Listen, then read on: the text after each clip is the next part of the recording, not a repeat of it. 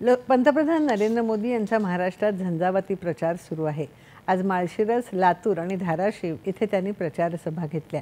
गेल्या 10 वर्षात भाजपने केलेली विकास कामं लोकांसमोर ठेवत काँग्रेसच्या अनेक वर्षांच्या निष्क्रिय आणि निकृष्ट कारभारावर त्यांनी टीका केली।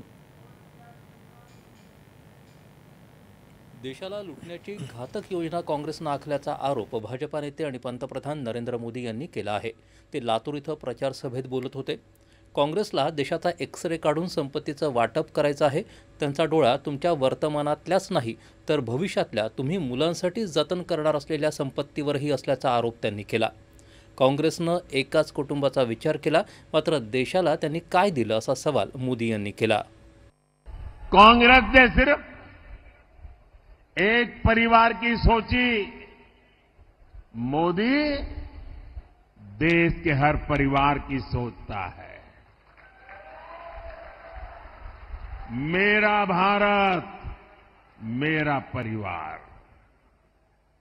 मैं चाहता हूं कि देश के नागरिकों के जीवन से सरकार का दखल पूरी तरह समाप्त हो जाए और इसलिए हम पुराने जो बेकार हो चुके कानून हैं उनको समाप्त कर रहे हैं, पुराने नियमों को आसान बना रहे हैं। देशाची आज प्रत्येक क्षेत्रात घोडदौड सुरू आहे।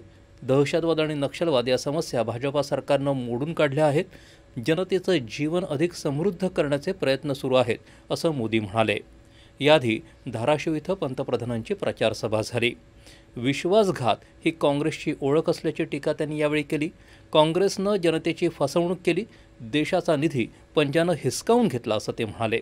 मराठवाड्याच्या पाणी समस्येसाठी काँग्रेस आणि महाविकास आघाडी जबाबदार असल्याचं पंतप्रधान म्हणाले।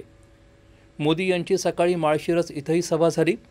भाजपा सरकारनं कृषी, सहकार, सिंचन यासह अनेक क्षेत्रात परिवर्तनकारी काम केलं आहे आणि भविष्यातही ते सुरू राहील अशी ग्वाही त्यांनी यावेळी दिली।